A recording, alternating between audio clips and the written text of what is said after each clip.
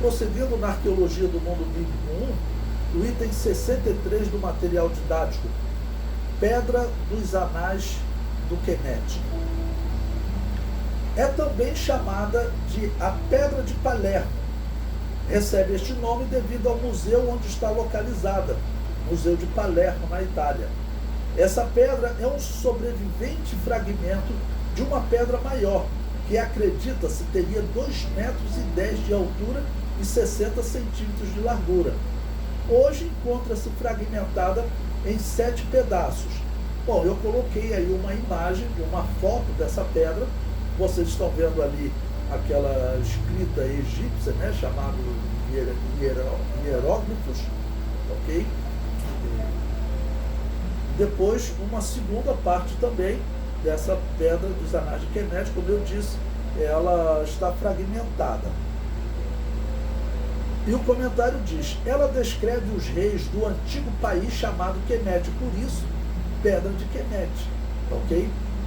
Que os gregos chamarão de Egito, além do mar Egeu. E como os gregos eram o senhor da história, eles mudavam o nome e o nome ficava, né? Tá bom? Eles mudaram o nome de Torá para Pentateuco. Hoje em dia nós só falamos Pentateuco. Existe uma disciplina no seminário que é Pentateuco, não é estudo da Torá. Então os gregos também mudaram o nome para Egito, ali cerca de 300, 200 a.C., e o nome ficou. O comentário prossegue. Essa pedra descreve a primeira dinastia dos Quemete, como tendo ocorrida entre 3.150 e 2.890 a.C., até a quinta dinastia, que teria ocorrido entre 2.392 e 3.283 a.C. Considerando que o dilúvio tenha ocorrido próximo do ano 2300 a.C., é significativo encontrar uma dinastia que se encerra nesse período. Depois desta dinastia, o Egito passará por um período que os arqueólogos chamam de primeiro período intermediário. E é esse período que eu estou falando para vocês que ocorre um sumiço da população lá no Egito e lá na Mesopotâmia, e lá na Inglaterra, e lá na Índia, e lá no Paquistão. Que mega seca é essa que atinge o mundo todo? Ou que atinge uma grande região, né? Melhor dizendo. O comentário prossegue. Neste período, a arqueologia encontra um grande vazio. Algo aconteceu com aquela civilização adiantada e muito populosa. Eles simplesmente desapareceram do mapa. Hipóteses foram formuladas de uma grande seca, mas não podemos descartar a possibilidade de um dilúvio ter causado esse desaparecer do mapa, porque é uma extensão muito grande. Se você olhar no mapa mundi, onde está a Inglaterra, por exemplo, onde está a Mesopotâmia, onde está a Índia e o Paquistão, é uma região muito grande. Eles desapareceram na mesma época. Então, não é normal uma seca atingir a Inglaterra, a Mesopotâmia, a região do Nilo e até a Índia, até o Paquistão ao mesmo tempo, na mesma época.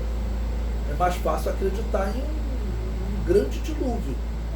É o que é ensinado pela Bíblia. E só que vou dar uma nota para vocês muito interessante que nós veremos mais à frente, porque tem um livro que ele não é traduzido para o português, ele está em inglês, e ele traz um comentário interessante. Ele diz que as pirâmides, a grande pirâmide de Gizé, quando ela foi aberta, não se sabe explicar por quê. Lá dentro eles encontraram restos de sal marinho. Como é que o sal marinho foi parar naquela edificação tão grande?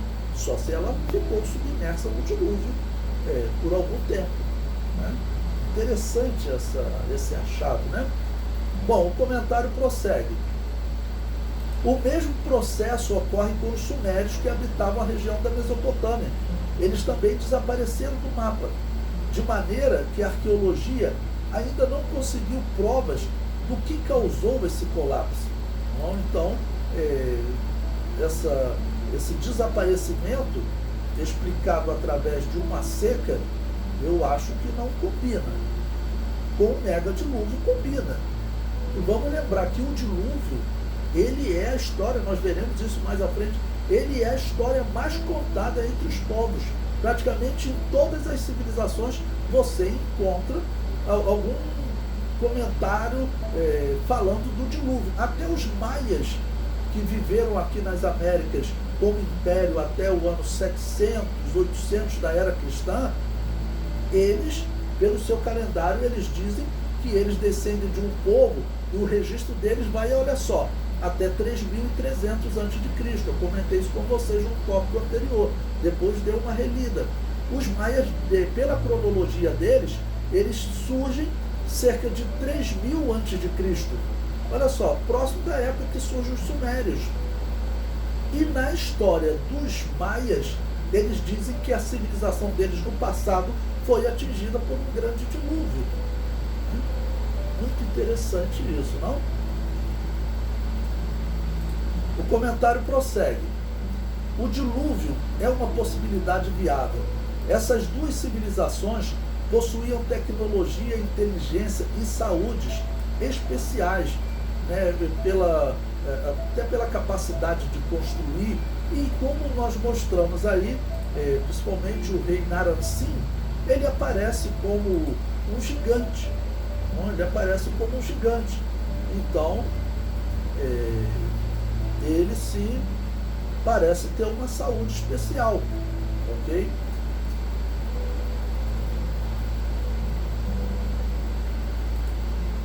O comentário prossegue. Construir as pirâmides foi uma tarefa que o homem do século XXI afirma não ser capaz de reproduzir. Os egiptólogos, né, eles dizem que a maior das pirâmides, a pirâmide de Khufu, ou pirâmide de Quéops, Quéops é o nome grego, Khufu é o nome dos habitantes da terra de Kemet. Então, essa grande pirâmide, segundo os egiptólogos, teria levado 20 anos para ser construída. E eles dizem que hoje, mesmo com os mega guindastes que eles possuem, eles não conseguiriam construir aqueles blocos de 20 toneladas, conseguir colocar aqueles blocos naquela ordem e naquela posição, alinhado com o norte e sul, tudo certinho. É realmente algo para nós pensarmos como que aquele conhecimento desapareceu.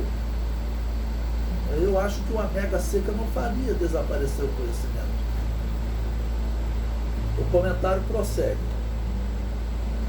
Calculam que cada pedra de 20 toneladas deveria ser posta no lugar a cada 5 minutos, de forma ininterrupta. Isso levaria uns 20 anos, que foi o tempo que teria sido construído.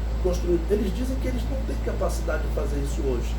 Alguma coisa tinha de especial com esse povo. E a Bíblia diz que nessa época, antes do dilúvio, haviam gigantes na terra. A Bíblia diz que os homens tinham uma saúde especial, que viviam 300, 600, 969 anos. E lembre-se que nós encontramos túmulos de gigantes no Egito, entre as pirâmides, e encontramos também imagens de gigantes entre os sumérios. Naram-Sin estava representado como um gigante. O comentário prossegue. No entender deles, algo impossível para os dias atuais. Hoje, eles não têm como construir uma pirâmide daquela. Unindo essa capacidade de construção com as imagens de gigantes nas pirâmides, obtemos evidências que os homens antes do dilúvio possuíam saúde especial. A Bíblia afirma que eles possuíam vida prolongada, vivendo até 969 anos como Matusalém. O termo Kemet significa terra negra. Foi assim nomeado devido à lama negra que cobre a terra durante as cheias do rio Nilo. Após as cheias, os locais cobertos por essa lama negra eram riquíssimos em nutrientes e eram utilizados para cultivo de trigo. Assim, o Kemet tornou-se o grande produtor de trigo do mundo. As regiões não atingidas por essa lama eram chamadas de Deseret, terra vermelha. Do termo Deseret deriva o termo deserto. E aqui também ainda coloco uma possibilidade, que eu vou comentar com vocês mais à frente, mas já vou adiantar, é que a vida antes do dilúvio, a terra antes do dilúvio, ela deveria ser bem mais rica do que atualmente é. Por quê? Porque como o dilúvio cobriu a terra, significa que as águas salgadas cobriram a terra. Então significa que eles tiveram uma grande dificuldade para cultivar o solo depois do dilúvio.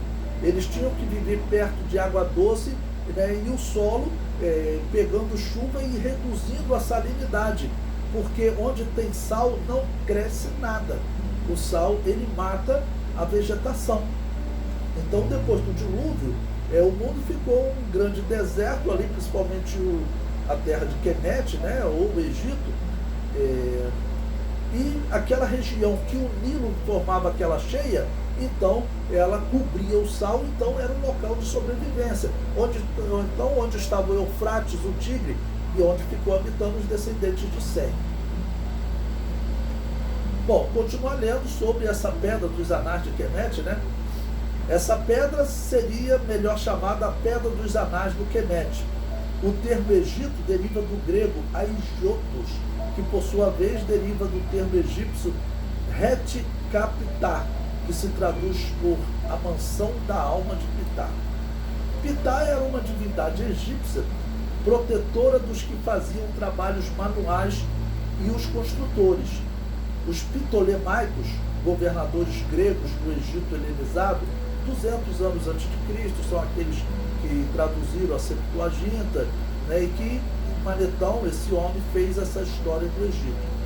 Chamavam o antigo Egito de Quintauai, habitantes da Terra Negra. Após o dilúvio, o povo que habitava as margens do Nilo se identificam como Mirs, dois estreitos, termo que deu origem ao termo Mizraim. O termo Mizraim é utilizado na Bíblia para descrever o povo que habitava o Quemet, ou Egito. Bom, então, esse achado arqueológico é interessante. Você acha um achado desse tratando, né, das dinastias até um determinado período. Por que não encontra uma pedra dessa nesse período entre Pepe II e o próximo faraó que vai aparecer 200 anos depois? Então isso é muito significativo também. Ou seja, ele não tem nenhum documento desse vazio